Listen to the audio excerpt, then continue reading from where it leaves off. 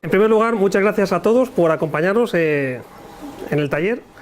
Nuestra idea, como ha dicho José María, es que sea lo más participativo posible. Tenemos aquí unas transparencias para contaros o para llevar un poco el hilo de lo que os queremos contar.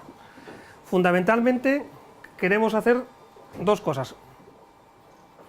Uno, que conozcáis de la mano de Miguel cuestiones sobre materiales, sobre cómo se imprime y que veáis que es relativamente sencillo empezar a trabajar en impresión 3D. Y por otro lado, yo quería comentaros, si no sabéis o si no conocéis, todas las posibilidades y aplicaciones y en concreto, pues presentar Dima 3D, que es una startup que nace dentro de lo que es el parque tecnológico, por llamarlo de alguna forma, de la Universidad de Valladolid.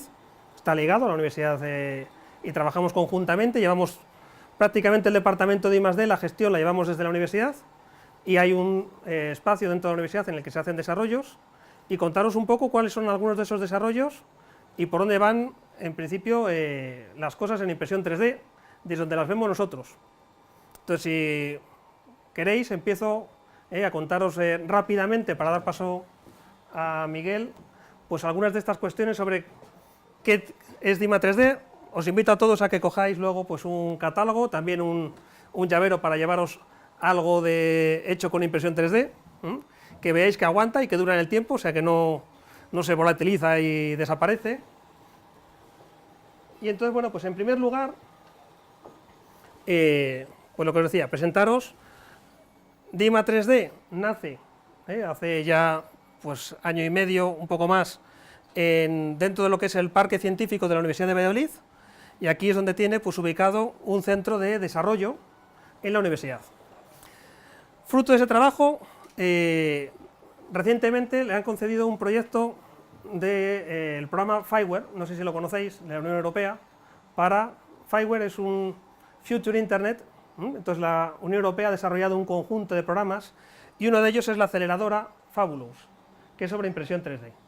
Y aquí tenemos un proyecto que empezamos ahora, en este mes de marzo, la primera fase, y en el que os voy a contar brevemente en qué consiste, pues si puede haber gente aquí en la sala que pueda estar interesado en sumarse, en participar, incluso hasta en invertir en impresión 3D dentro de esta línea.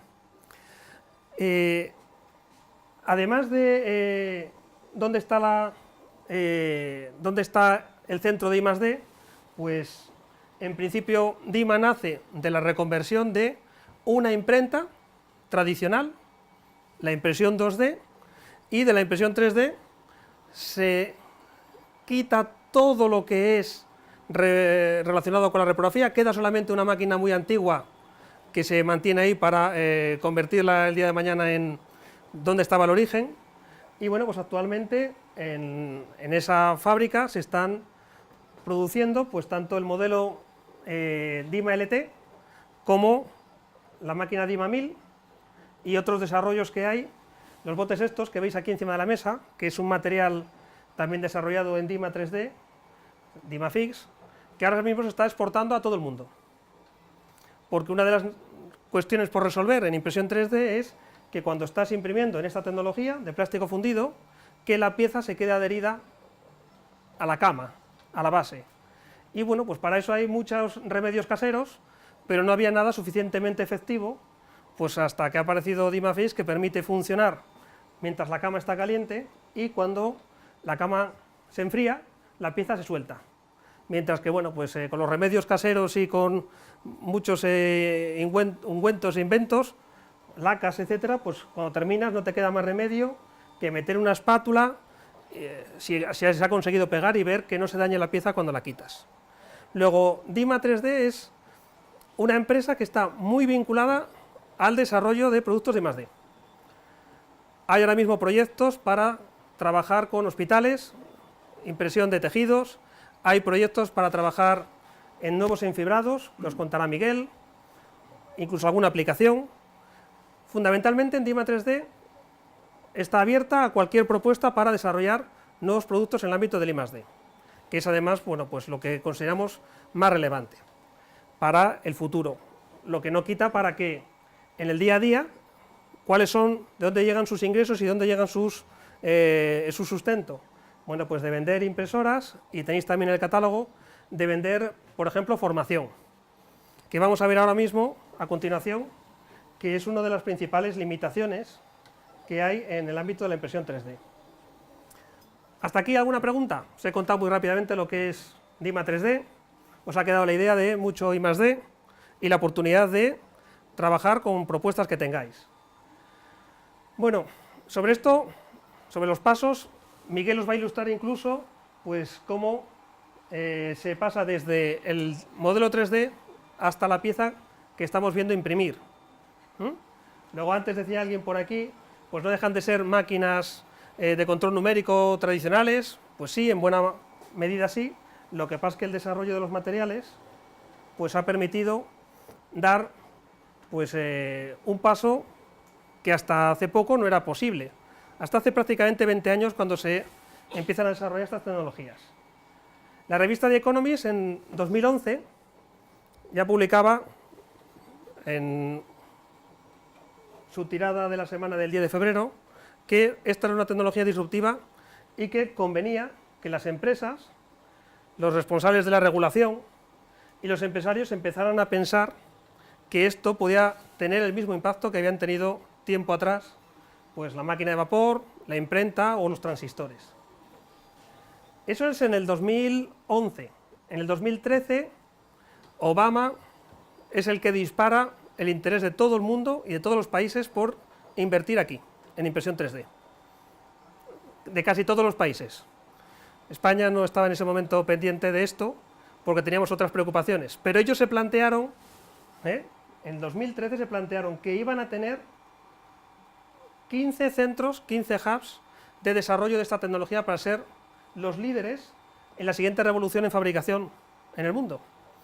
Obviamente, Reino Unido, Japón, Singapur, China, desarrollaron programas para invertir en esto, ¿no? Bueno, en el último discurso, en el 2014 ya tenían prácticamente los 15, se espera que antes de que termine su legislatura estén los 15 centros, los 15 hubs, en desarrollo. Contra eso podemos hacer poco. ¿Dónde podemos hacer nosotros, como país? No somos ricos en recursos, no somos ricos en capital, aunque tengamos algunos de los mayores bancos, pero no somos un país netamente inversor, pero sí que somos un país que podemos encontrar soluciones creativas y ponerlas en valor. Y esto tiene que ver un poco con el proyecto del que os hablaba hace un momento, el proyecto Fabulous, que hemos presentado desde DIMA, que viene un poco a desarrollar este modelo que una consultora logística, que trabaja para los principales carriers del mundo, les planteaba hace 5 años. Y es que con la impresión 3D, DHL ya lo recoge y UPS también, que posiblemente el modelo tradicional de la cadena de suministro con la fabricación deslocalizada, centros de ensamblaje en los países occidentales y distribución de producto ensamblado, eso se iba a transformar hacia esto. Producción local de componentes o productos cuasi terminados. Y el ensamblaje incluso localmente. No va a ser todo, no va a ser de hoy para mañana, pero va a ser relativamente rápido. Porque en China ya hay plantas fuera de las ciudades que tienen montones de máquinas y que están funcionando las 24 horas del día desasistidas. Luego no es necesario tener personal continuamente, ya la ventaja de coste por trabajo va a desaparecer y se van a empezar a aplicar otras ventajas, ¿no? Tengamos en cuenta que muchos componentes se pueden hacer incluso de una pieza, aunque tengan partes móviles. Luego, Siemens, General Electric están ahora mismo planteando todos los nuevos desarrollos de productos para ser, si no fabricados inicialmente el producto con impresión 3D, sí para que todo su ciclo de vida de todos sus repuestos sean posible suministrarlos con impresión 3D. Y eso quiere decir que ahora mismo para suministrar los componentes al consumidor final, o a las empresas que se dedican a hacer mantenimiento, pues es necesario pasar por el operador logístico que lo lleva al cliente, por depósitos próximos a los consumidores, por grandes almacenes regionales y por grandes carriers. Y esto no es nuestro, esto es de Siemens. Su planteamiento es que la nueva cadena de suministro va a ser algo más parecido a esto. Un centro local donde se fabrica con impresión 3D el producto que se suministra directamente al cliente. Y aguas abajo, el suministro de materia prima. Y aquí en este marco es donde hemos hecho una propuesta de un proyecto para el que ahora mismo pues tenemos que crear una red de usuarios, una red de promotores, etcétera, que nos permita desarrollar estas oportunidades integrando las necesidades de los fabricantes, que pasan por no perder la propiedad intelectual y por seguir cobrando sus royalties, las de los operadores logísticos, que ya empiezan a invertir aquí, UPS y DHL ya están invirtiendo, ya están planteándose tener en sus centros logísticos locales gente que sepa de impresión 3D. Y bueno, pues unir todo eso junto con las necesidades de los usuarios y consumidores. Más o menos la estimación que tienen es que se pueden reducir, esta tampoco es nuestra, esta también es de Siemens, se puede reducir hasta un 40% la estructura de costes tradicional para la industria de los repuestos. Desaparecen inventarios, desaparecen necesidad de mantener esos inventarios, es mucho más fácil realizar actualizaciones y estar seguro de que lo que se está suministrando es lo que necesita el cliente. Luego oportunidades hay, lo mismo que esta, hay muchas, todas prácticamente las que se nos puedan ocurrir, independientemente de la industria en la que estemos. Entre las propuestas que hay ahora mismo de por dónde va el crecimiento, pues el principal ámbito de crecimiento de la industria es en el ámbito industrial, fabricación de máquinas, y también en el desarrollo de productos para el consumidor. Mucho producto que se puede personalizar totalmente, desde plantillas hasta calzado, que ya se empieza a suministrar. Y luego pues hay otras industrias, la industria aeroespacial, la industria automovilística y en el ámbito médico. Más y más desarrollos explotando a nivel global. Y nosotros podemos convertirnos en operadores globales actuando localmente, sin necesidad de inversiones en líneas de producción, sin necesidad de, ahora mismo tú quieres vender en el resto del mundo algo que fabricas aquí y tienes una necesidad, y es cómo suministras el repuesto de tus máquinas, de tus productos al consumidor final. Tienes que montar una red, tienes que ir con operadores locales, se encarece los precios, el producto, una barbaridad. Bueno, pues todo eso hoy en día es mucho más fácil. Luego ahí tenemos una ventaja. Si somos capaces de, como país, encontrar oportunidades que explotar, vamos a tener un nicho enorme. Este producto es un ejemplo, se está vendiendo en todo el mundo y está hecho aquí localmente, fabricado en España. Cubre una necesidad que no la había resuelto nadie. Lo mismo que esa hay otras muchas, con usos concretos. O bueno, pensemos que de todo lo que se está ahora mismo planteando para desarrollar, vemos que hay muchas que ya están en uso y que necesitan desarrollos. Por ejemplo, para la educación, no sé si habéis oído que la Comunidad de Madrid va a ser pionera en España y va a dotar a todos los centros de secundaria con una impresora 3D. Pues es necesario, ¿para qué quieren una impresora si luego no tienen aplicaciones para esa impresora? Pues por ejemplo, para que vean que se puede imprimir una ecuación, para que vean que se puede fabricar un aerogenerador, o que se puede hacer un sistema de engranajes, cosas que ven los alumnos de secundaria. Pues todo esto no hay materiales hoy por hoy.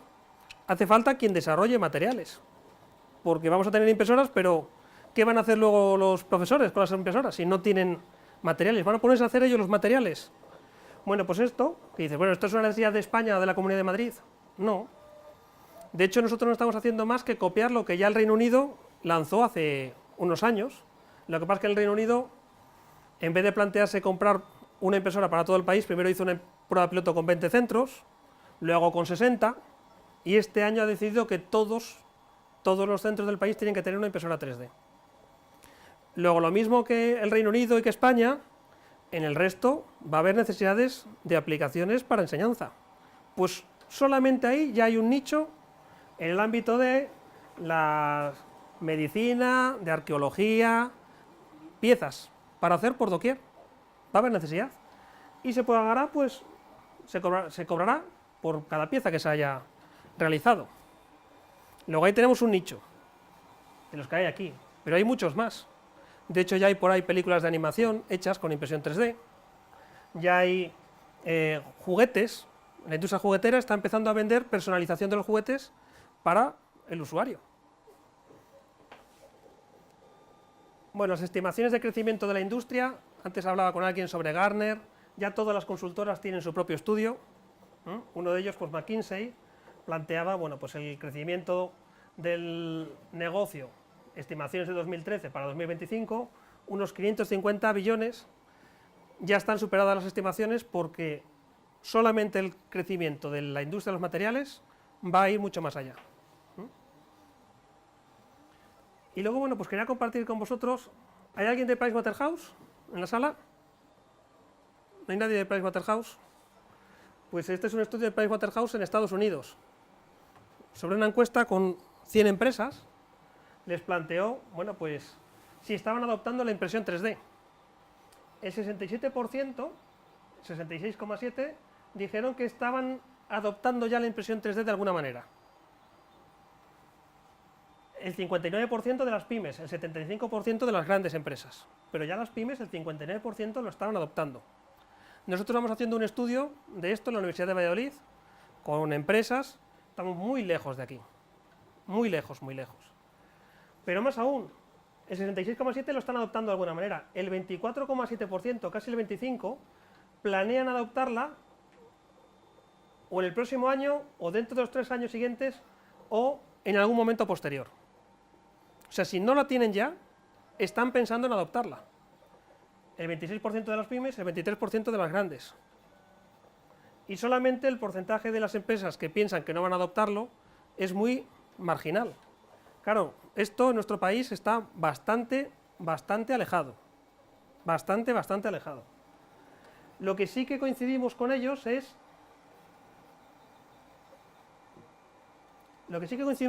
en cuáles son las limitaciones que tienen las empresas. Bueno, pues de las limitaciones que tiene, la mayor parte coinciden en lo siguiente. Incertidumbre sobre la calidad y las prestaciones, alguien comentaba antes sobre las propiedades mecánicas de los productos. Claro, hasta que no sabes y no operas con ello, no sabes, tienes incertidumbre sobre cuán bueno es eso o no. Pero fijaros que lo que sí que es, en principio, resoluble, o sea, eso va a llegar como consecuencia del conocimiento. Lo que sí que es resoluble es que casi el 45%, más del 45%, el problema que tienen es que no tienen personal preparado y capacitado para esto, para la impresión 3D. Un estudio de la revista Forbes decía que el 35% de los ingenieros que se contrataron durante el mes de septiembre en Estados Unidos, el 35% tenían en común que se requería en las ofertas que tuvieran conocimientos de impresión 3D. La mayor dificultad que tenemos en el país ahora mismo para tomar ventaja de esto y que podemos resolver fácilmente es la de formación. Y bueno, pues dentro de no venderos nada, hoy sí que dentro del folleto tenéis una posibilidad que hemos desarrollado en conjunto entre la universidad y DIMA 3D, un programa formativo en impresión 3D que sea e-learning, que no sea necesario que se desplace la gente y que pueda aprender sobre impresión 3D en 200 horas, incluyendo en el curso el tener una impresora 3D para poder trabajar, operar y sacarle provecho. En el momento en el que tengamos en nuestras empresas impresoras 3D, la tecnología básica, lo más fácil, para que puedan actualizarse tecnológicamente y vean que no es algo inalcanzable, que es algo realmente asequible, veremos que habrá una explosión total en nuestro país de las oportunidades de desarrollo que tenemos con la impresión 3D. Desde hacer piezas, soportes, envases para nuestras tapas, no algo comestible, que también se puede hacer, pero mucho más sencillo, hasta fabricar piezas industriales pues, con nuevos enfibrados, por ejemplo en nylon, que es uno de los materiales que más se utiliza en la industria del automóvil y que hoy pues están más interesados dentro de la industria del automóvil por desarrollar, que es nylon que se pueda imprimir y que dé características y prestaciones adecuadas para ser utilizadas en preseries, en prototipos, en preseries e incluso como materiales de repuestos. Tengo más cosas para hablar, pero yo no quiero hablar más porque quiero dejar tiempo para la parte de Miguel. Sí que, bueno, pues los que estáis interesados en más información sobre Dima 3D tenéis ahí en el catálogo, tenéis la página web. Si os interesa el tema de formación para vosotros, para vuestras empresas, tenéis la posibilidad de mandarnos un correo. Entra dentro de lo que son los rangos de formación 100% bonificada, con lo cual pensamos que es una oportunidad para que cualquier empresa tenga 1, 2, 3 personas formadas y que tengan un equipo para trabajar, que es lo que buscamos ahora mismo, que haya mucha más gente trabajando en impresión 3D en nuestro país. La semana pasada fue, no sé si alguno estuvisteis o participasteis, hubo la feria del 3D Print Show en Madrid, que se organizaba por primera vez, jueves y viernes, y entraba un poco más espacio del que tenemos aquí, comparado con las ferias que se hacen en París, Londres, Nueva York, etcétera. Es decir, pues aquí era... Y ya si quitamos los fabricantes internacionales, las multinacionales, y quedamos solamente con las nuestras, con las empresas españolas, pues entraríamos perfectamente aquí también en la sala. Así que nada, animaros a todos, invitaros a sumaros a la corriente de la impresión 3D en vuestras empresas, tanto por la vía del I+D como por la vía de la aplicación directa, y vamos a ver qué nos cuenta Miguel sobre cómo se desarrolla. Luego preguntáis todo lo que queráis, que veo que por ahora no os he dado casi ni opción de preguntar. ¿Vale? Bueno, pues muchas gracias. Bueno, pues gracias a todos por venir. Yo soy Miguel Ampudia, soy del Departamento de Ingeniería y Desarrollo de Producto de Dima 3D, y bueno, vengo a contaros un poco sobre la parte técnica de esta tecnología, ¿no? Vamos a ver, voy a intentar ser lo más breve que pueda. Cualquiera que tenga cualquier pregunta, pues en cualquier momento me puede interrumpir, ¿vale? Vamos a hacerlo más dinámico. Bueno, pues vamos a hablar de la tecnología de diseño y procesado de los materiales por impresión 3D, ¿vale? No sé si alguno de ustedes ha tenido contacto con impresión 3D antes de venir aquí. ¿Es el caso? ¿Alguien ha tenido contacto con impresión 3D antes de venir aquí? Bueno, entonces lo tengo muy fácil, ¿no? Vale, pues vamos a ver con qué trabajamos rápidamente, ¿no? Voy a explicar un poco dónde estamos trabajando, qué es la tecnología, cuáles son sus aplicaciones, así muy rápidamente, 4 cosas muy sencillas, y luego ya me voy a meter más en la parte técnica, ¿no? Rápidamente nos lo llevamos a la comparación con la fabricación por sustracción, ¿no? La fabricación por mecanizado. Todos conocemos la fabricación por mecanizado, ¿no? Es decir, un torno. Tenemos una fresa, elimina material de un tocho de acero, de un tocho de aluminio y demás, ¿no? Realmente el interés de esta tecnología, aun siendo unas máquinas de control numérico, aun siendo de menor potencia, etcétera, ¿no? Y de un coste mucho menor, el interés de esta maquinaria es que la fabricación es aditiva. Entonces es una revolución completamente, porque estamos pasando de piezas que se requiere sustracción de material, potencia, geometrías limitadas, etcétera, a fabricación aditiva, es decir, todas las implicaciones que eso tiene, como ahora veremos, ¿vale? Geometrías que se pueden imprimir y sobre todo aplicaciones de valor añadido que veremos, ¿vale? No es comparable, es decir, ninguna empresa debería y ningún particular debería comparar en su cabeza ya, bueno, pero es que si puedo tener un torno y puedo sacar una pieza que es funcional y luego puedo tener una impresora que me saque una pieza de plástico, veo una pieza de plástico y digo, joder, Batman, ¿no? Y digo, ya, qué interesante, pero no veo la funcionalidad concreta de esto, ¿no? Yo desde la parte de ingeniería mecánica intentaré convencerles de que el valor añadido de lo que en este caso está en los materiales, como comentaba antes Adolfo, es muy alto, muy alto. No estamos hablando de imprimir piezas estéticas, como estas 4 que vemos aquí, ¿no?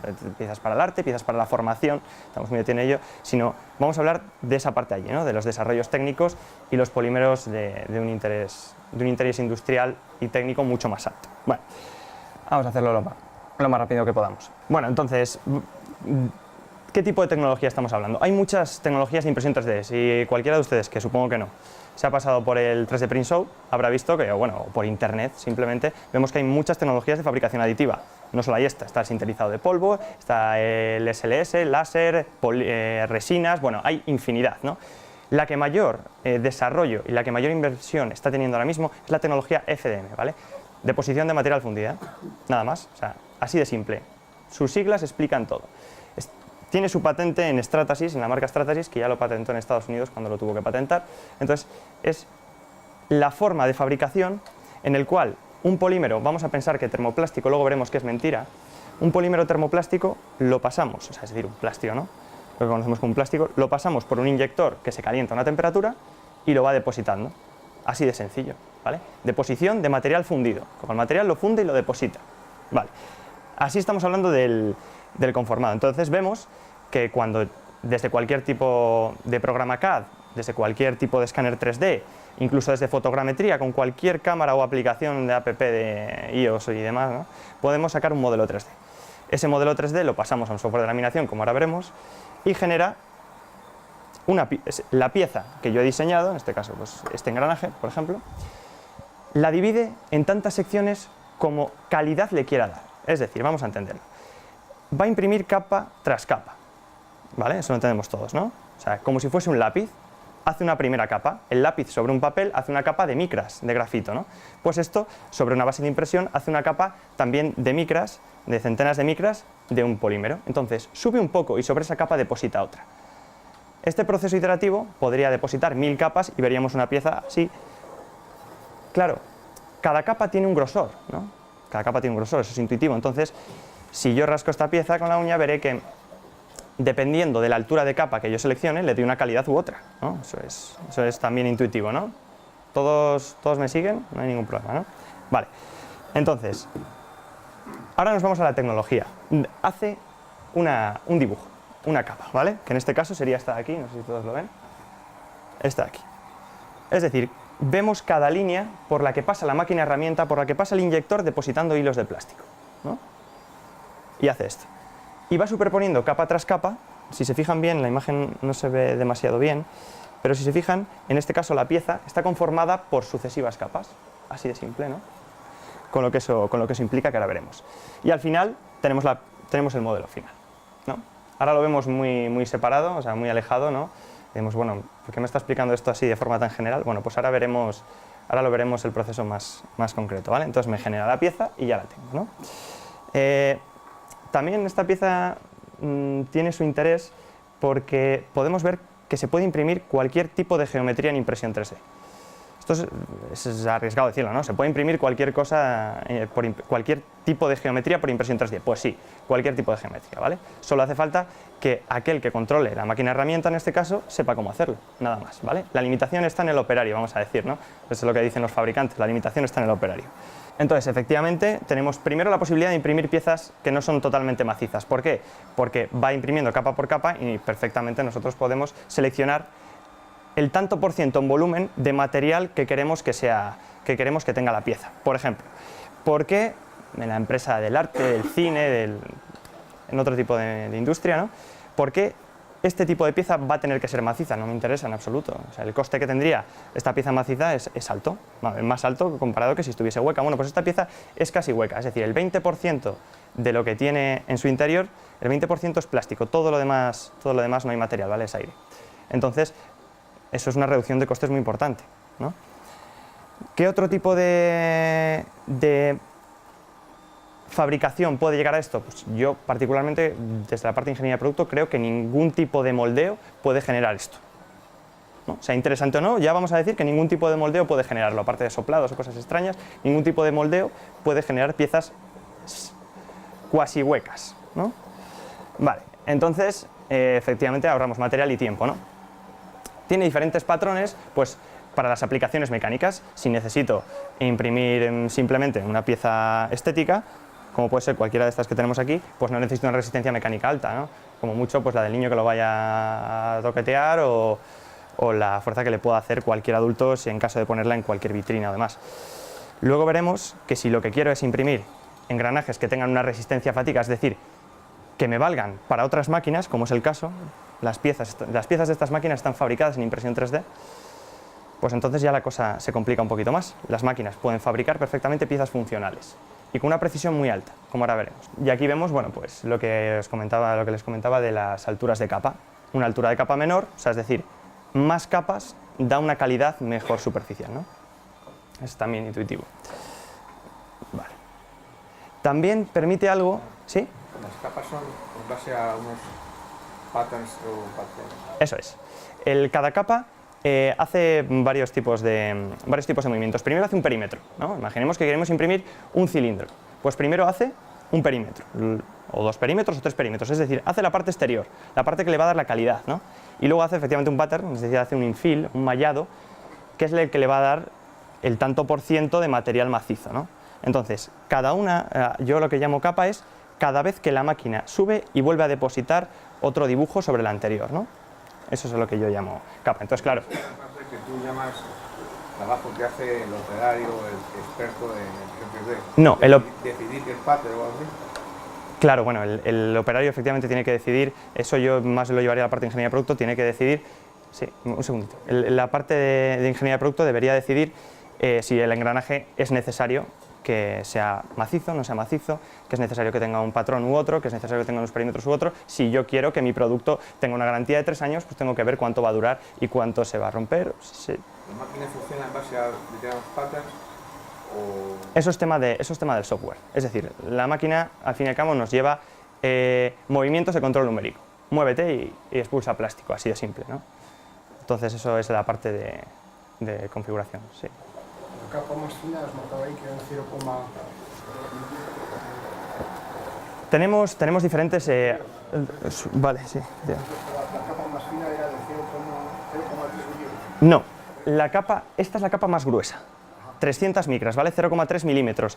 Es decir, se nota claramente. Si usted con la uña hace ahí... Entonces, si tuviera que rascar la pieza hecha con la capa más fina, ¿cuál sería el grado de ranuras que no voy a encontrar al pasar? Claro. Si O sea, yo, la la capa más fina que podemos llegar a hacer son 50 micras con este tipo de equipos. 50 micras. Eso es, con este equipo, ¿vale? Porque mantenemos tema de usillo de precisión y demás cuestiones técnicas de la máquina. 50 micras, es decir, realmente casi no se puede apreciar. La calidad de esta pieza, la calidad de esta pieza son 100 micras y tiene un acabado parecido al de la inyección. Luego podríamos darle un acabado, pero es que le hablo de reducir todavía un 100% el acabado, ¿vale? O sea, reducir un 100% la capa y por tanto aumentar la calidad. Se nota mucho entre piezas que tienen, vamos a ver, por ejemplo, entre esta pieza y esta pieza, pueden ir pasándose las piezas y verán que tiene una rugosidad diferente. Entre esta pieza y esta, tienen acabados diferentes y rugosidades diferentes, ¿vale? Se las pueden ir pasando y lo van viendo. Obviamente, cuanto más fina la capa, más tiempo en hacer la pieza. Efectivamente, cuanto más fina la capa, más capas tendrá que hacer, más tiempo de deposición tiene y tarda más la pieza, pero también tiene una resistencia mecánica más alta, porque la adherencia entre capa y capa es mayor, ¿vale? Podemos hacer geometrías cautivas, eso es interesante, porque no nos limitamos a que la pieza encaje en la anterior, podemos hacer piezas que ya están ensambladas, por ejemplo, esta de aquí. Esto ha salido de fabricación así. Así ha salido de la impresora, de esta de hecho. ¿Con movilidad y todo? Con movilidad. ¿Cómo se puede fabricar? Por fabricación aditiva este tipo de pieza. Muy simple, va fabricando planos y entre las piezas que no tienen que estar unidas mecánicamente como si fuesen una, genera unos microsoportes, o sea, unos pequeños hilos de micras que luego lo que hace es en el primer movimiento se despegan. De hecho, pueden oír que se rompen esos microsoportes de todavía algunas partes del muelle que están huecas, ¿no? Si yo hiciese este movimiento varias veces, habría un punto en el que ya no se oiría, ¿vale? Y podríamos hacer geometrías cautivas, es decir, pues por ejemplo, un cubo con dentro de una esfera, ¿no? Bueno, esto es interesante, más o menos interesante en el apartado estético, pero en la parte mecánica pensemos en que, por lo que sea, yo quiero dejar una cámara o quiero dejar una pieza metida dentro de otra, por la aplicación que sea. Bueno, pues se puede perfectamente fabricar así. De hecho, imprimimos también en varios materiales. Entonces, para aplicaciones, por ejemplo, de formación en medicina y demás, hacer modelos de huesos, demás, que una parte esté metida en la otra, ¿no? Pues tiene su interés, ¿no? Podría llegar a tenerlo. Bueno, pues también llegamos a precisiones altas, también podemos hacer bueno, piezas de valor añadido solo por la utilidad, ¿no? Por ejemplo, en este caso estamos imprimiendo biosensores para detectar ácidos. Entonces, ya no necesitamos un sensor, que en este caso se utilizaban en el laboratorio, utilizamos sensores de platino, para saber el grado de acidez muy concreto, para saber si un producto está caducado de base o no está caducado. Pues no, reducimos el coste casi 1000 veces, ¿no? Ya no necesitamos una varilla de platino y una de corte micrométrica, no. Simplemente estamos imprimiendo sensores con materiales conductivos que luego veremos, ¿vale? Y la precisión es alta de la maquinaria. Ya me podría referir más a engranajes o cuestiones mecánicas que se entienden mejor, pero también de temas electroquímicos. Bueno, hay algunas limitaciones. Como va capa tras capa, pues podemos ver que un cubo es fácil que lo imprima, pero en cambio si tiene que imprimir una C, hay en un momento determinado que tiene que depositar esta capa. Y esa capa no está sobre ningún soporte anterior y se vendría abajo, ¿no? Vamos a pensar. Esto es lo que llamamos voladizo. El voladizo no se puede imprimir como tal. Hay muchas soluciones para que esta pieza se pueda imprimir, como por ejemplo darle la vuelta. Entonces ya no tendríamos un voladizo, tendríamos un puente, es decir, un techo entre dos pilares. Eso la impresora lo puede hacer perfectamente, ¿vale? Por lo que sea, yo necesito que mi pieza sea así, veremos ahora soluciones, ¿vale? La solución, pues crear soportes, la creación de soportes. Has dicho, puesto boca abajo, como una especie de A. Eso es. Tendrías también la primera capa. Sí. Claro, si la imprimes como una U, sí que es más fácil de hacer. También, Si perfectamente. imprimes como una A, y cuando llegues a la altura de que se acaban las columnas y aparece lo que sería la viga, por decirlo de una forma, ahí te quedas también en cuenta. Sí, pero como lo deposita de punto a punto, sí que es capaz de dejar un hilo definido, ¿vale? Es decir, el polímero se va solidificando en tanto en cuanto se mueve la maquinaria, entonces es capaz de hacerlo. ¿Cuál? Tiene que ir muy rápido la solidificación, como si no haría... Efectivamente. Ya está optimizado en software para que ese tipo de geometrías las haga más rápidas, con mayor enfriamiento. Rápidamente para enfriar, ¿no? Bueno, lo hace la maquinaria, pero también lo podría hacer cualquiera. No hay un chino ahí soplando... No. No. Bueno, resolución y repetibilidad. Esto es lo primero que alguien ajeno a la impresión 3D pregunta. Dice, ya, bueno, funcional. Bueno, luego cuando hablemos de los plásticos técnicos voy a intentar creerte en que son funcionales y no juguetes para mis hijos, ¿no? Luego voy a intentar creer que son más precisas o menos. Es decir, yo veo una pieza muy bonita y digo, bueno, sí, pero es que esto tiene un juego increíble, ¿no? Esto concretamente es una pieza estética. Ya, pues esto tiene un juego increíble. Bueno. Cuando ya trabajamos con piezas que van a llevar un requerimiento mecánico, ¿no? Una posición en circuitos o demás, entonces ya nos importa la precisión. La precisión es alta de estas maquinarias, no tan alta quizás como maquinaria de control numérico de un coste muchísimo mayor, ¿no? Pero es alta para la aplicación que le damos. Estamos hablando de en posicionamiento, somos capaces de moverlo entre media micra y una micra. Eso es la altura que es capaz de mover el eje con total precisión, ¿vale? Una micra, media micra. ¿Es la menor altura de capa? No, porque el polímero es un fluido y no somos capaces de depositarlo a esas alturas de capa, ¿no? Al fin y al cabo estamos trabajando con un material. Y en el X y en el Y, es decir, en estos dos ejes, este es el eje X, que es el longitudinal, el eje Y, que es el transversal, y el Z, el vertical, ¿vale? Entonces, en el X y en el Y, lo que sería el lateral de la pieza tiene un posicionamiento alrededor de las 10-20 micras. Es decir, más que suficiente para cualquier aplicación mecánica, porque si trabajamos con una fresa de fabricación, de sustracción de material, estamos trabajando, depende con qué fresa y depende con qué máquina herramienta, pero nos estamos moviendo en rangos parecidos, ¿vale? Bueno,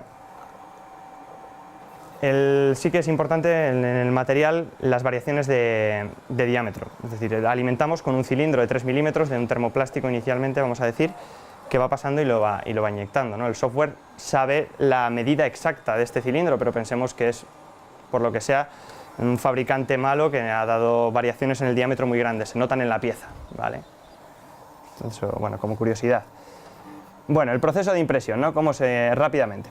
Primero obtenemos el modelo 3D, como sea. Ahora veremos que se puede obtener de infinidad de formas, ¿no? No hace falta ser un experto en diseño 3D para imprimir una cuestión, ¿no? De hecho, en los cursos de formación que ha comentado Adolfo, estamos ahora en cursos de formación, bueno, aquí en Madrid también, pero en Valladolid, en unos cursos de formación con edades entre los 7 y los 14 años, ¿no? Entonces, un niño de 9 años, si un niño de 9 años es capaz de generar una pieza impresa en 3D perfectamente, la pieza que se le ha venido a la mente, yo me supongo que cualquiera tanto ustedes como nosotros somos capaces. Es algo muy simple y muy rápido. La curva de aprendizaje es increíble. No estamos tratando con que alguien tiene que saber de control numérico para sacar una pieza de mecanizada en acero. No, no, no. Ahora veremos que no, que es súper sencillo. Una vez que obtenemos el material, tengo la impresora delante y digo, bueno, sí, tengo que imprimir esto, ¿no? Pero tengo que posicionarlo. ¿Por qué? Porque yo puedo imprimirlo así o puedo imprimirlo así, ¿no? Bueno, pues entonces elijo la posición mejor de la pieza y también pienso a ver si tiene que llevar soportes, es decir, pequeñas columnas que luego se retiran fácilmente, incluso con otros materiales que son solubles en agua, ¿vale? Entonces, si yo por lo que sea tuviese que imprimirlo así, pues crearía pequeñas columnas, el software lo hace automáticamente para que luego ese material se retirase fácilmente y me quedase la geometría de la pieza, ¿no? Pienso, hay voladizos, se puede imprimir así, o necesito darle un requerimiento mecánico en otro eje porque es un engranaje y no lo puedo imprimir así, pues lo pienso y luego lo paso al software, le doy a laminar, como cualquiera de ustedes con la impresora de casa, con el tóner de casa, le damos a imprimir y ese proceso que hace mientras genera la barrita, es lo que está haciendo, es al final generar un G-code, o sea, un archivo máquina que luego va a mover la impresora. Pues eso es lo que hace y luego ya está, tenemos el modelo. Así de simple. Selecciono el modelo, le doy en el modelo, le sitúo con varios clics y después de situarlo le doy a laminar y a imprimir. Laminar me genera la pieza, laminar es configurar esa pieza, ¿no? Si la quiero con más calidad, menos calidad, etc. Y luego directamente le doy a imprimir. Más fácil que cualquier software de HP para su impresora 2D convencional, ¿no? Mucho más sencillo. Bueno, tenemos tipos de archivos, ¿no? Todos conocen la impresión 2D, ¿no? O sea, la impresión en papel. Primero tengo que generar un archivo que llamamos nativo. Me lo voy a llevar directamente a la analogía con el 2D, 3D, ¿vale? Lo vamos a entender todos. En el 2D tengo un archivo nativo que es un programa que yo puedo editar fácilmente, un Word, ¿no? Un archivo de Word. Yo me meto, escribo y escribo unas líneas. Luego, para imprimirlo, no sea que ese archivo tenga modificaciones que el software no vaya a captar bien, lo paso a un archivo cerrado que llamamos PDF, ¿no? En el que ya la edición, vamos a decir que es más compleja, ¿no? La edición es más compleja, ya no es una edición directa, ya no es tal, bueno, ahora hay diferentes programas y tal, pero bueno. Tenemos un archivo nativo que es el Word, el docx, ¿no?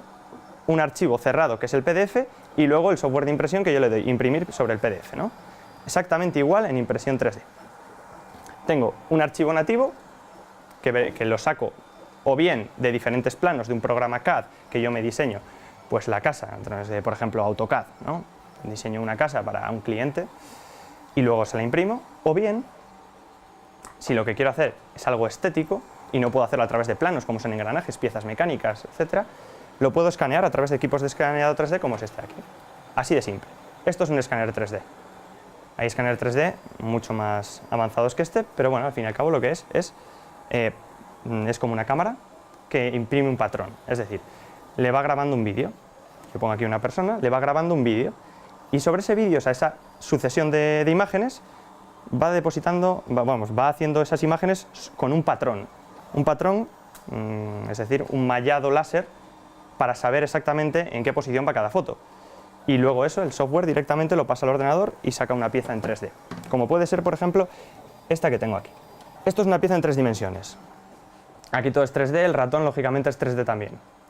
Entonces, esto es una pieza en 3 dimensiones, ¿vale? La puedo mover, la puedo girar, la puedo escalar, puedo hacer lo que quiera con ella, ¿vale? Este es mi archivo nativo y es muy simple generarlo, ¿vale? A través de planos, a través de diferentes operaciones. Esto es lo que me generaría directamente el escáner si yo lo paso sobre cualquiera de ustedes.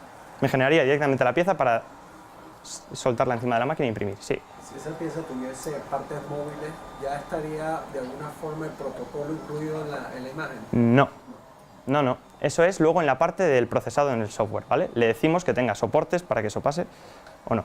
No hace falta, por ejemplo, si se dan cuenta, esta pieza, que es la de esta máquina, este trozo, esta parte de aquí, no sé si algunos lo ven, no tiene nada. En cambio, en esta imagen tiene como una especie de paredes. Bueno, pues estas pequeñas paredes de aquí son soportes que nosotros generamos en ingeniería de producto para que esa pieza se pueda imprimir así. ¿Me lo podría hacer el software automáticamente? Perfectamente. Pero ¿para qué me lo va a hacer el software si lo podemos hacer nosotros y optimizarlo, ¿no? Entonces, bueno, eso es ya tenemos el modelo 3D, bien sea desde un programa o bien sea modelos que nos descargamos directamente de Internet.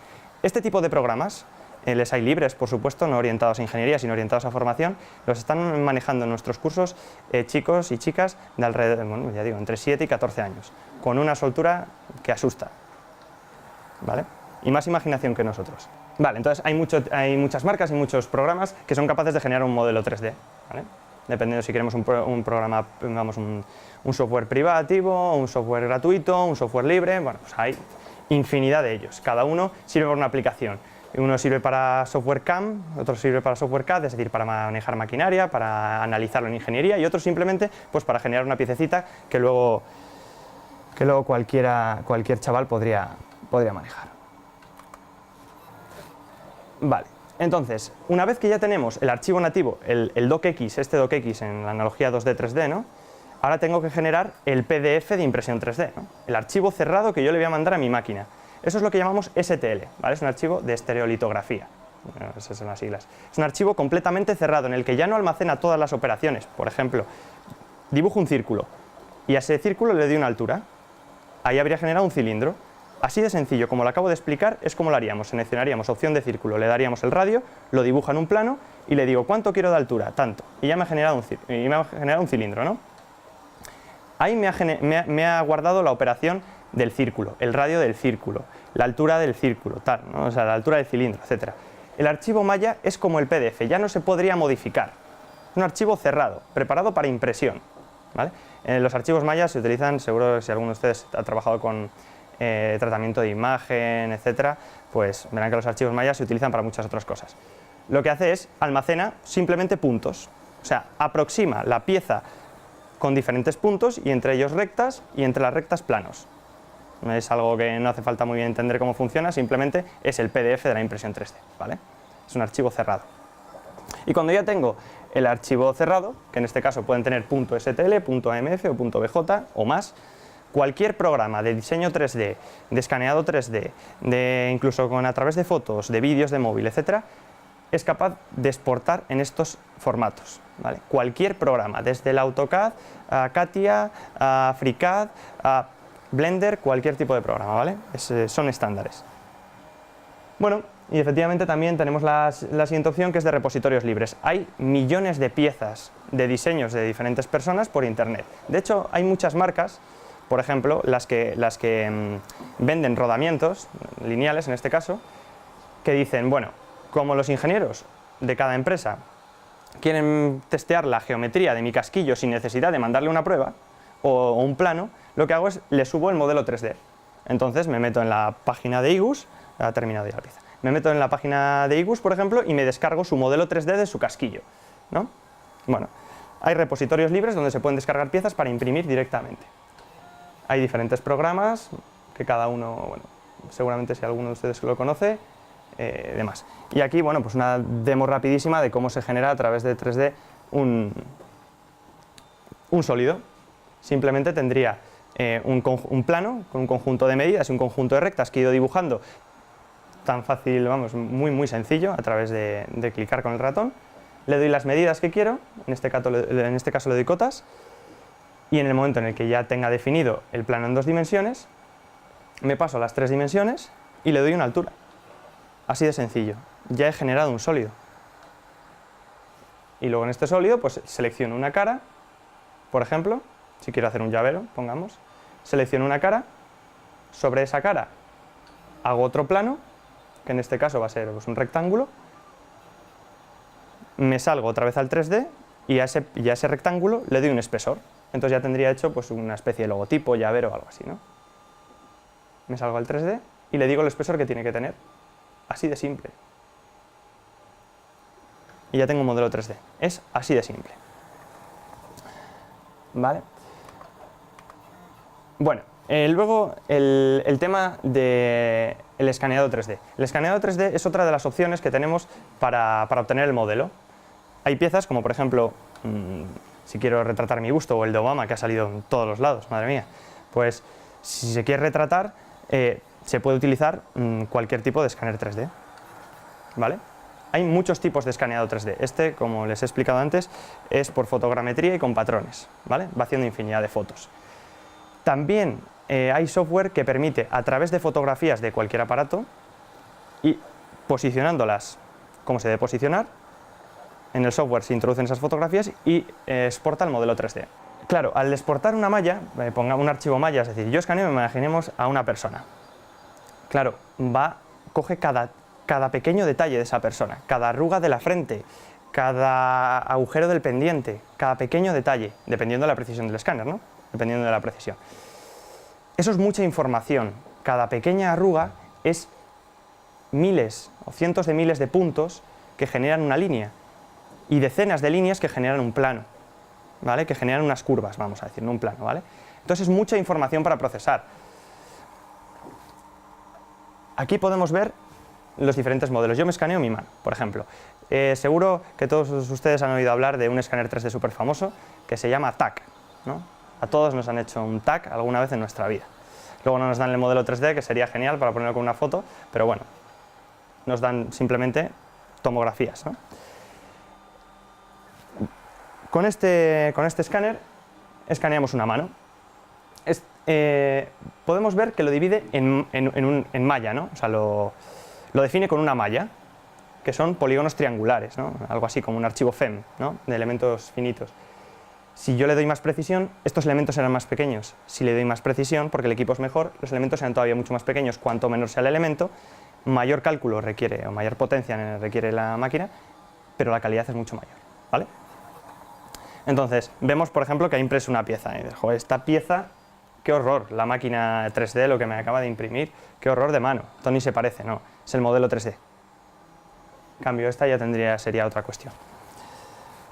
Bueno, y ahora vamos a llegar a la parte que yo, desde la parte de ingeniería mecánica, me parece la más interesante, ¿no? Que son los materiales.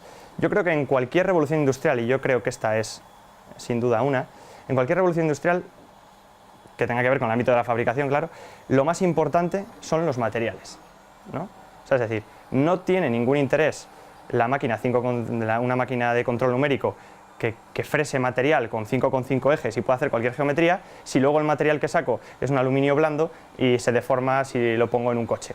No tiene ningún interés. Entonces el interés está también en el material. Yo diría que en el material. Bueno, trabajamos con polímeros, ¿vale? Trabajamos con plásticos, es decir, si nosotros pensamos en un termoplástico, pensamos en un material que yo lo caliento, pasa a un estado blandito, vamos a decir, que es cuando pasa su punto de transición vítrea, y luego pasa de blandito a líquido, que es cuando pasa el punto de fusión, ¿no? Pero luego el termoplástico además tiene una característica, que es cuando dejamos de calentar, si estaba líquido vuelve a pasar a blandito y después de blandito vuelve a pasar a sólido completamente, ¿no?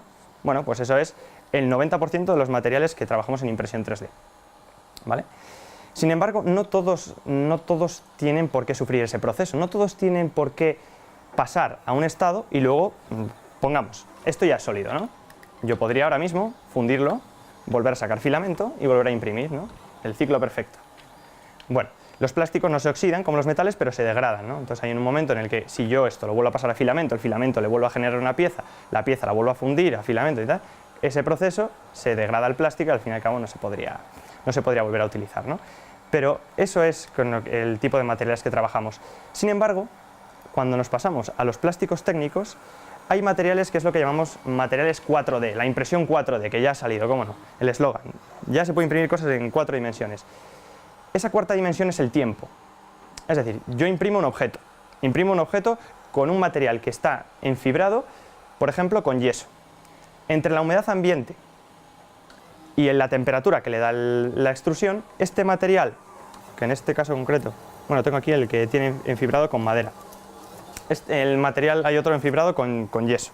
Este genera piezas como la que ya les he pasado. Sí, esa vasija pequeña. Bueno, tiene su aplicación estética, pues si queremos hacer temas de policromados, cosas así, ¿no? Pero el que está enfibrado con yeso, una vez que se deposita, pasa su temperatura de transición vítrea, se vuelve sólido, etcétera, ¿no? Vemos que todavía está blando. ¿Pero cómo va a estar blando esta pieza que me acaba de salir de la impresora 3D, como esta de aquí? Y esta que está blanda, o esta aquí, por ejemplo, estaría un poquito blandita y digo, es raro porque ya tendría que estar sólido, ¿no? Ya está a temperatura ambiente. No, porque está sufriendo un proceso químico por el cual luego tiende a tener, vamos a explicar, características mecánicas de cerámico. Su dureza aumenta mucho, su fragilidad aumenta mucho. Entonces es un plástico que si se me cae se me rompe, ¿vale? Entonces es un plástico que ha variado sus propiedades con el tiempo, por ser un composite. Es un composite, ¿vale? Tiene varios materiales.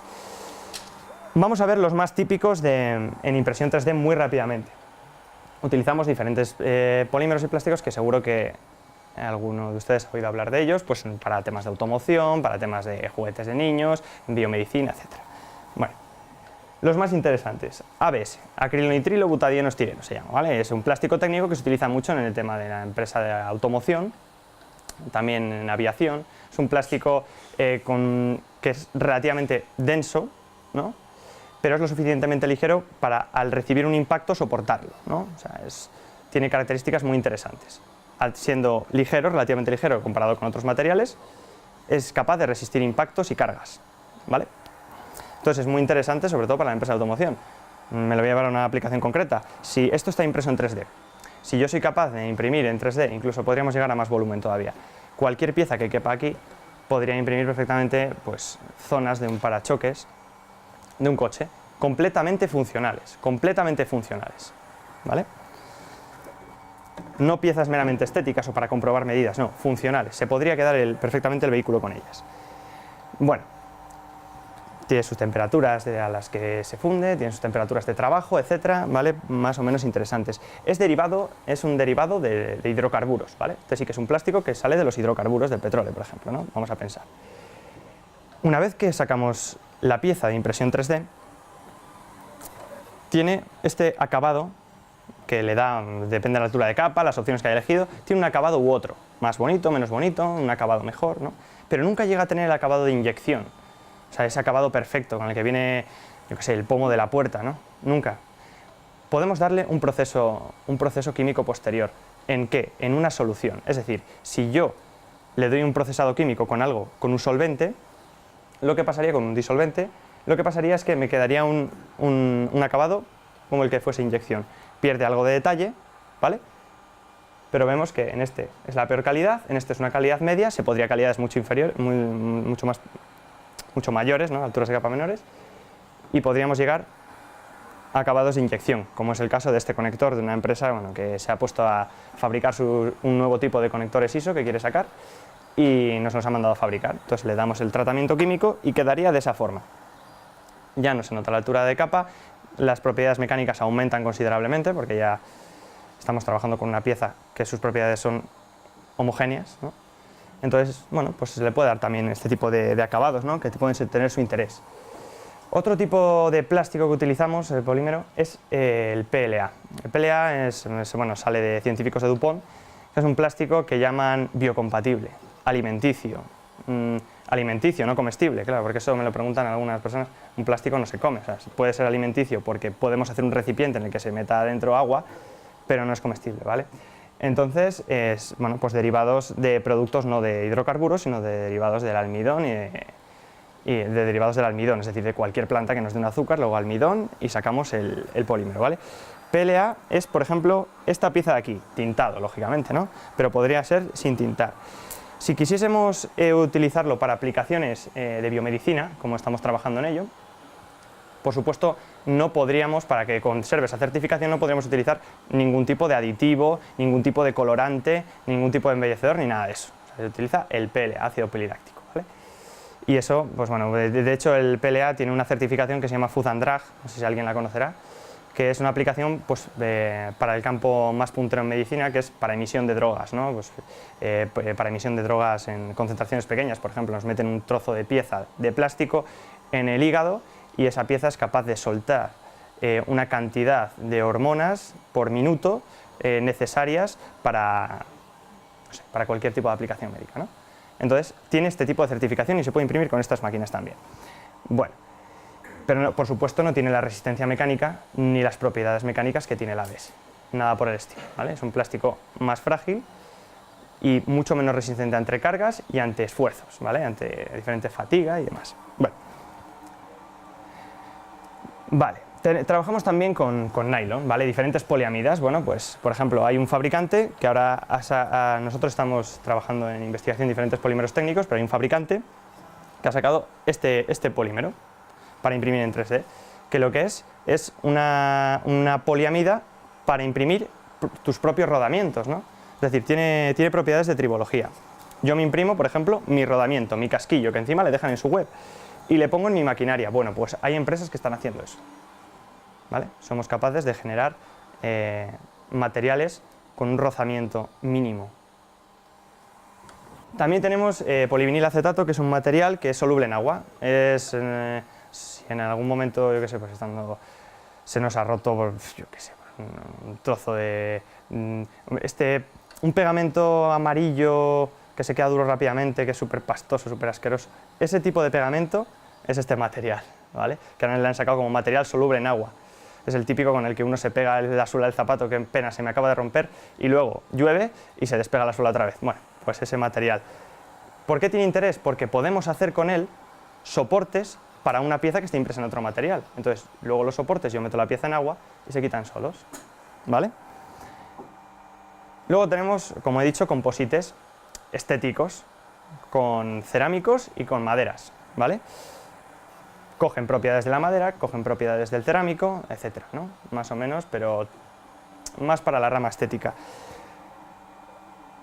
Luego pasamos a otro tipo de materiales muy interesantes, que son los derivados del caucho, ¿vale? Esto. Son materiales completamente flexibles. No sé si... ¿La pieza de la zapatilla, Adolfo? Bueno, no está. Esto, por ejemplo, es una funda de móvil, impresa en caucho. Esto es un material que, bueno, tiene sus nombres comerciales, pero esto es caucho. Y esto está impreso en 3D. Uy, perdón. Sí. ¿Con esta impresora se puede imprimir de este material? Sí, todas las piezas están impresas con esta impresora, excepto esta y las grandes, que están impresas con esta otra, simplemente por temas de volumen, de impresión. Y esos son cauchos, ¿vale? Por eso digo que hablar de termoplástico, bueno, se puede imprimir muchos materiales, vamos a decir, ¿no? Muchos tipos de material. Bueno, y luego tenemos otros materiales, ya nos vamos más a la rama técnica, ¿no? A las aplicaciones concretas de interés que puedan tener para la industria. Materiales en base de PET, que tienen propiedades ópticas. Bueno, pues tienen guiado óptico, ¿vale? Similar al de la fibra óptica, por supuesto no igual, pero tienen guiado óptico. Tienen también propiedades de refractariedad, si lo queremos poner para ventanas, para aislamientos, etcétera. Bueno, propiedades muy interesantes que se pueden imprimir desde cualquiera de estas máquinas. Materiales técnicos. Seguramente muchos de ustedes hayan oído hablar de lo que son los nanomateriales, no me voy a poner a explicarlo ahora. Los nanomateriales son materiales que en una composición muy pequeña tienen propiedades muy interesantes, ¿no? Por ejemplo, podríamos hablar del grafeno. Bueno, el grafeno seguro que lo hemos oído todos. Bueno, pues este material concretamente está enfibrado con nanotubos de carbono, ¿vale? Es ABS enfibrado con nanotubos de carbono. Capas muy finitas de carbono, ¿vale? De estructuras del carbono. Esto lo que hace, por ejemplo, le confiere propiedades magnéticas, le confiere propiedades electrostáticas para aplicaciones ESD. ¿Qué significa esto? Yo tengo una empresa, imaginemos, de suministro de placas electrónicas, pero cualquiera de nosotros tenemos electricidad electrostática. Y cada vez que alguien coge y dice, bueno, mira, este circuito ya veo, se me ha caído dentro no sé qué, le abre y toca un chip, es posible que esa electricidad electrostática funda ese chip o simplemente le genere un trastorno, ¿no? Entonces se imprime una carcasa de este material que se llama SD, Electrostatical Discharge, ¿vale? Que es descarga electrostática, y eso se lo queda a este material, ¿vale? Vamos a pensar ahí, se lo queda a este material, lo pasa a masa y el microchip no sufre ningún problema. También tenemos otros materiales con nanotubos de carbono como SPET y demás. También tenemos materiales conductivos, ¿vale?, que conducen la electricidad con una resistividad todavía un poquito alta, ¿no? Y desde la parte de ingeniería de producto estamos en colaboración con diferentes sectores de la Universidad de Valladolid desarrollando materiales que están enfibrados con grafeno para temas de conductividad y demás, ¿no? Bueno, pues eso es lo que les hablaba, que me he adelantado un poco con los materiales conductivos. Esto está impreso con un material conductivo, que de hecho es este de aquí. Son materiales técnicos que tienen una conductividad y podríamos llegar a imprimir circuitos, ¿no? Por lo menos circuitos pequeños por ahora, hasta que no lo desarrollemos más, esto es así. Circuitos pequeños o que tuviesen, pongamos, este sensor de hecho es un sensor para, como les he comentado antes, para el sector alimenticio. ¿Por qué? Cuando yo compro un yogur, o cuando yo compro cualquier producto con una caducidad, ese producto me puede venir caducado o me puede venir estropeado y yo no darme cuenta. A mí me ponen ahí una fecha, que son temas estadísticos y demás, que me ponen ahí su fecha, ¿no?, que es como su garantía de que ese producto va a estar bien, pero puede ser que no esté bien. ¿Qué pasaría si de una forma, o sea, con un coste muy bajo, pudiésemos imprimir en los envases sensores que nos dijesen, simplemente con el cambio de color, si ese material ha segregado un ácido orgánico, es decir, está mal, y ya no se puede comer? En el mismo envase, en el mismo yogur, una zona que cambia de color, como las pilas, ¿no? Como las pilas, esto que se pone en los dedos y tal. Bueno, pues eso sería una auténtica revolución. Esto es en lo que estamos trabajando también, en otra parte, ¿vale? Biosensores, lo que llamamos. Biosensores que nada tiene que ver su coste con el de una varilla de platino, tampoco tiene su conductividad, pero igual no la necesitamos. Igual lo que necesitamos es una reducción de coste, pero no una reducción muy grande en las propiedades, ¿no? Entonces, otra de las aplicaciones de valor añadido. También tenemos materiales que cambian su estructura cristalina, es decir, su color, vamos a pensar en su color, esa propiedad, variando la temperatura. Es decir, yo hago un anillo para una tubería y no me hace falta un operario con un sensor térmico mirando a ver qué tubería está caliente o que no. Simplemente con ese anillo cambia de color cuando la temperatura pasa un rango, ¿no? Entonces, esos son materiales, los materiales 4D, ¿no?, que conservan un estímulo después de la reacción ante un estímulo después de ser impresos. Y bueno, esa es toda la parte de materiales, la parte técnica. Si tienen cualquier pregunta, yo he terminado ya de hablar. Una bobina de material que está calibrado perfectamente para impresión 3D, porque hay muchos que se han subido ya al carro desde otros tipos de fabricación, está alrededor de entre los 20 y los 30 euros. Y una pieza, como puede ser esta, pesa en torno a los 125 gramos. Es decir, el coste contable de esto es muy bajo, muy bajo. 1 kilo entero, 1 kilo. Hay bobinas de 2 kilos, también tenemos bobinas de medio kilo, pues los plásticos técnicos normalmente no suelen venir en bobinas de 1 kilo porque a ver quién compra 1 kilo de material enfibrado con grafeno, pues no, igual, nos interesa 100 gramos, nos interesa tal, ¿no?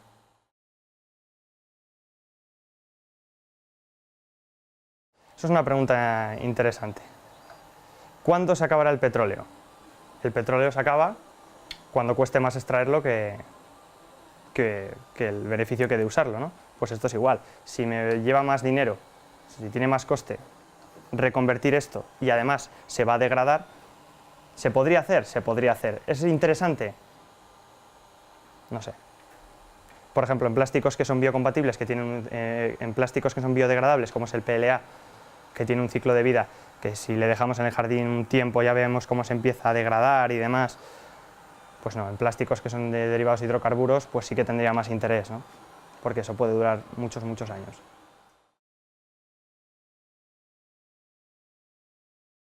Son inyectores completamente, bueno, excepto el disipador y tal, en acero inoxidable. Es imposible que la extrusión de plástico genere un perjuicio al acero inoxidable, porque no estamos trabajando ni con presiones altas, ni con temperaturas altas, estamos trabajando, eso no lo he dicho, en torno a los 240 grados, 200, 240, en ese rango, dependiendo de los diferentes materiales. Estos equipos pueden imprimir más de 20 tipos de materiales, porque tienen la base calefactada.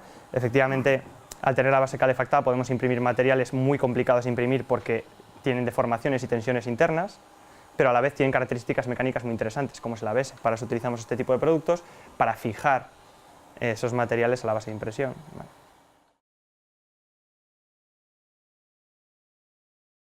Un golpe de que coja la máquina y vaya para el suelo, pero tampoco me preocuparía porque se romperían antes las piezas de plástico de alrededor. El inyector no es una pieza que requiera que yo esté preocupado porque se avería.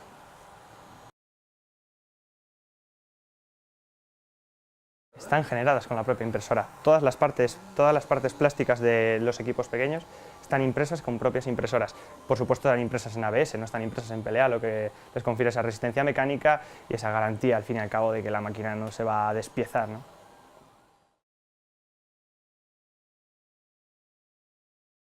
Claro, no es una pieza única. Podemos, al igual que en una máquina herramienta podemos cambiar la fresa, aquí también podemos cambiar la boquilla para llegar a calidades en las aristas vivas o en geometrías como en engranajes mayores.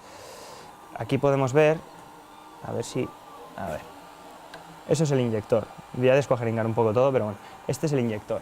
Tiene una parte de calefacción en la que se calienta a mucha temperatura, otra parte de disipación en la que disipa el calor, o sea, en la que disipa ese calor proveniente de la temperatura de la parte de calefacción, y luego una parte en la que se junta. Y por el medio, por el centro, pasa el material fundido, ¿no?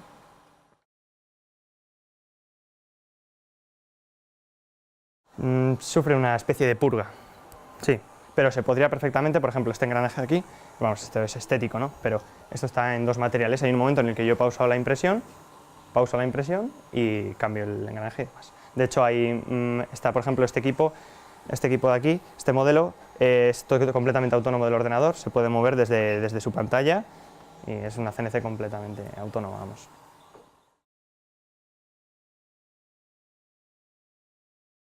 En este tipo de tecnología, tal y como está pensado, no está previsto porque el sector de fabricación aditiva de polímeros no intenta sustituir al de fabricación sustractiva de metales. Es decir, no intentamos competir con una biela de aluminio, no queremos fabricar eso, ¿no? Queremos cubrir el sector que no es capaz de cubrir eso. Entonces, yo no creo que el desarrollo vaya hacia allí, porque no habría competitividad, no se va a poder imprimir un metal así, no es interesante.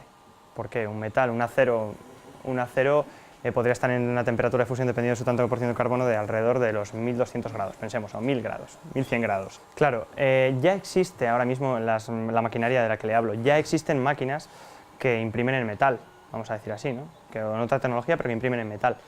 Pero el mercado no ha tendido a hacer competitivas esa tecnología, tiende a desarrollar esta.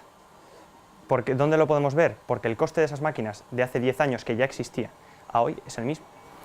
Vamos a ver, en estos momentos Airbus y Boeing, y también el principal fabricante chino, que no lo puedo pronunciar, ya fabrica elementos en aleaciones de aluminio y de magnesio directamente con sintetizado láser que van directamente a los aviones. Sin mecanizado, sustituyendo, por ejemplo, este tipo de pieza tradicional con soldadura para los flaps de los aviones, por este tipo de piezas que son mucho más ligeras y que tienen calculado cuánto es el ahorro en coste en kilos y lo que supone en operación de vuelo.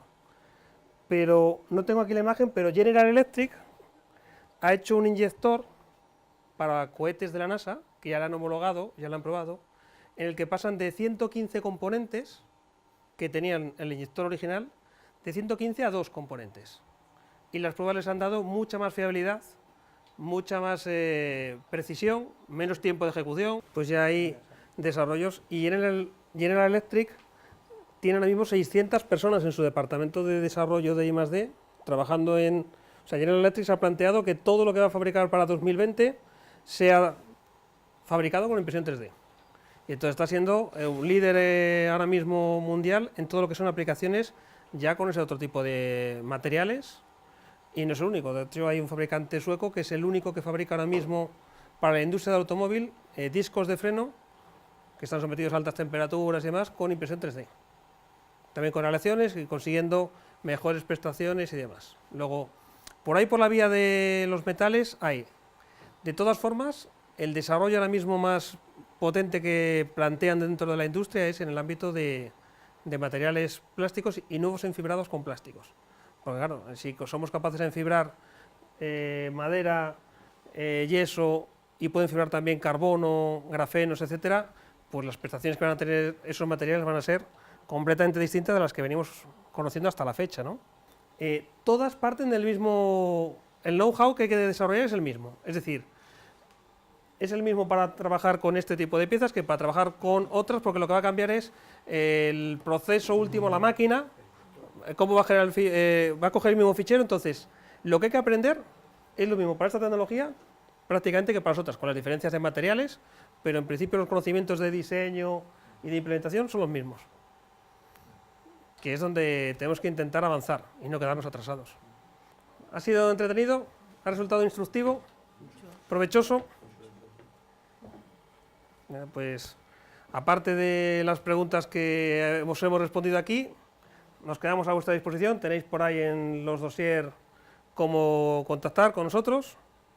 Y bueno, pues daros las gracias por la atención. Que, siendo así como ha sido una jornada de sobremesa y demás, todo el mundo ha estado... Yo por lo menos mientras he estado hablando no he visto a nadie dormirse. Así que muchas gracias a todos y quedamos a vuestra disposición. ¿Vale?